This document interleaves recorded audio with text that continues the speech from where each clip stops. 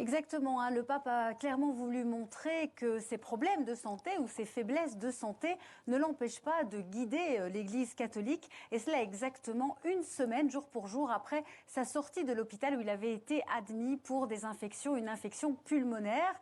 Il a voulu présider pratiquement toutes les célébrations de la Semaine Sainte, à l'exclusion du chemin de croix vendredi où il y avait 20 000 fidèles, mais il est resté à Santa Marta, sa résidence. Il faisait particulièrement froid vendredi à Rome. Par contre, ce matin, il était bien présent, il a pris la parole, il a présidé la messe et cela en effet éloigne évidemment toutes ces rumeurs qui couraient sur des possibles renoncements du pape comme Benoît XVI ou des possibles démissions, des rumeurs évidemment que font toujours courir les opposants du pape François qui sont souvent nombreux ici à Rome. Le pape qui a donc voulu montrer avec cette présence physique, ces prises de parole, qu'il est bien le chef de l'Église catholique et les fidèles qui étaient présents l'ont d'ailleurs acclamé avec beaucoup de joie et de plaisir ce matin. Oui, il y a eu le bain de foule, la messe. François a bien sûr prononcé sa bénédiction Urbi et Orbi à la ville et au monde.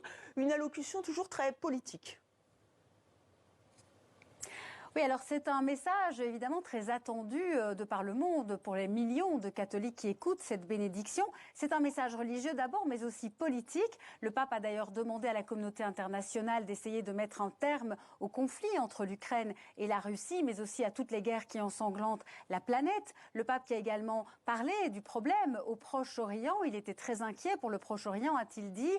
Et puis le pape qui a toujours mis en lumière les personnes qu'il a à cœur, les plus démunis, les migrants, les déportés, et il demande évidemment au gouvernement de faire attention que ces personnes ne subissent pas des discriminations ou du racisme. On le voit, c'est un message politique qui indique aussi la direction dans laquelle va la diplomatie vaticane. C'est une diplomatie importante. Le pape François qui a donc donné cette bénédiction ce matin. Demain, il y aura une autre messe ici au Vatican avec l'Angélus et puis peut-être quelques jours de repos pour le pape car c'est une année très lourde pour le pape François. C'est une année synodale avec une grande réforme de l'Église attendue cet automne, évidemment si la santé du pape le permet.